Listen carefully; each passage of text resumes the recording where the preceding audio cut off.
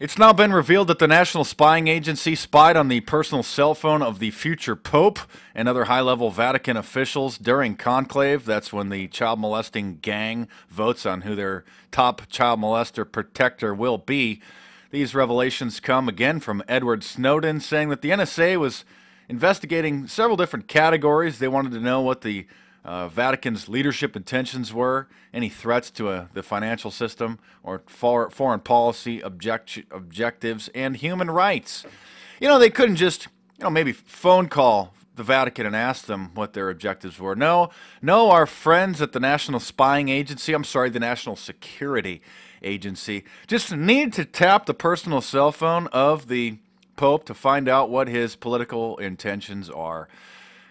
I mean, actually, the Pope and the Vatican should be investigated for their crimes, for their unthinkable, just absolutely abominable crimes against humanity and children. And they are, and were specifically years ago, the Illuminati of their day.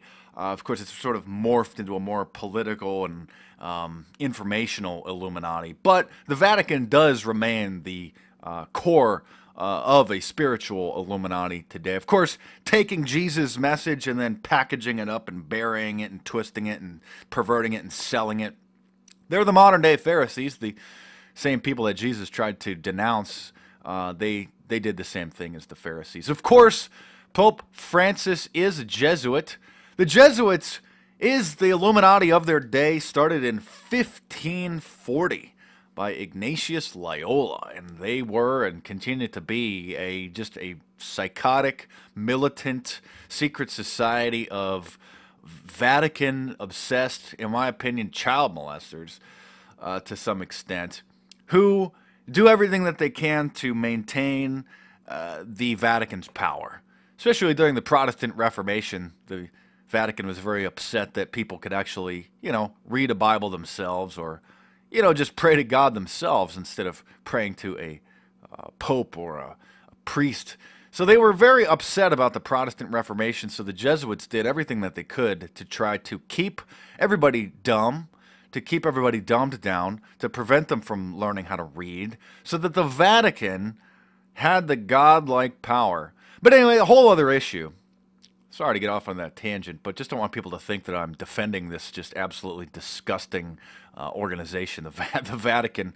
But it is interesting that the Illuminati NSA spies on the personal cell phone of the Pope. Of course, if you've been living under Kim Kardashian's butt, you wouldn't have heard, but it's also been revealed that 35 world leaders, these are mainly friends, allies, friendly world leaders, people like Germany, France, pretty much any major political power, their world leader has their personal cell phone, their home phone, their business phone tapped by the NSA. And of course that is, so the NSA, really it's the Illuminati within the NSA can then monitor who's doing what, who's saying what. They can blackmail people. This is how they keep their finger on the pulse of the New World Order. This is how they find out if some official is going to be stirring up, mucking up the waters or causing some problems in sectors that the establishment doesn't want. They know.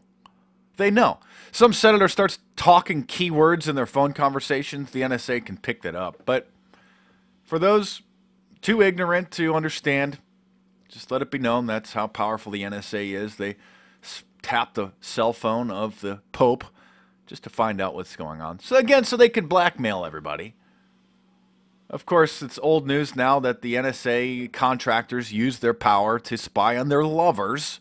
As many of them are just computer geeks that probably have never really touched a woman. And so when they had their opportunity to maybe try to get a date and it didn't work out, many of the NSA officials, contractors, officers, then spied on these women using their sophisticated spy tactics to try to probably find out why they got dumped or why these women aren't returning their phone calls.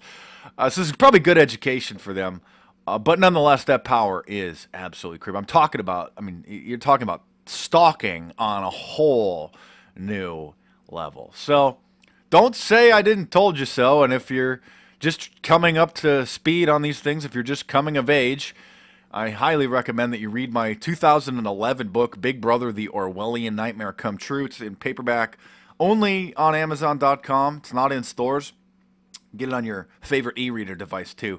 You get yourself up to speed. You can find out just how serious these accusations are, just how far down the line we are in this Orwellian nightmare, this just horrific sort of Huxleyan New World Order after Aldous Huxley. It's kind of a combination between an Orwellian nightmare and an Aldous Huxley circus.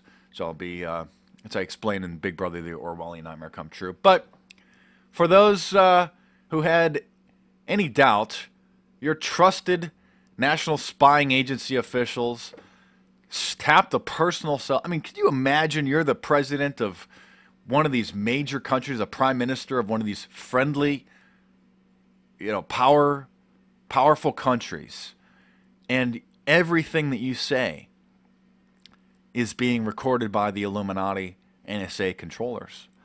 So again, it's not just your average peon. They're not just data mining for keywords and tracking who's calling who. No, if you're a powerful political world leader, your phone is tapped. They want to find out what you know. They want to find out if they're going to be making waves. They want to find out what type of measures they need to take in order to blackmail them. They want to find out who's cheating on their husband, who's cheating on their wife.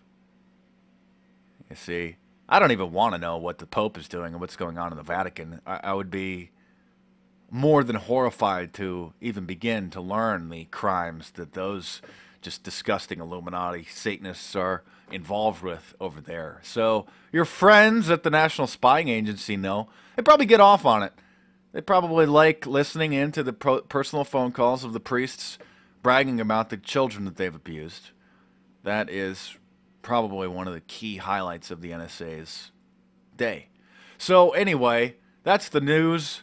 The new Orwellian news for now, again, brought to you by Edward Snowden, the now infamous NSA leaker, who thankfully just confirmed all of this Orwellian news. Things that have already been discussed and reported and claimed in other sources, but it's good to finally have it fully admitted and in the mainstream media. But the American public and the population around the world seem to just be in a zombie state of mind, a state of suspended animation, just a mental blackout as they walk around in their complete daze. So anyway, thanks for watching. Subscribe to my YouTube channel if you're new. Check out some of the previous videos in the playlist on youtube.com/markdice. Check out my books on amazon.com or your favorite e-reader. And stay tuned because there's more videos coming soon.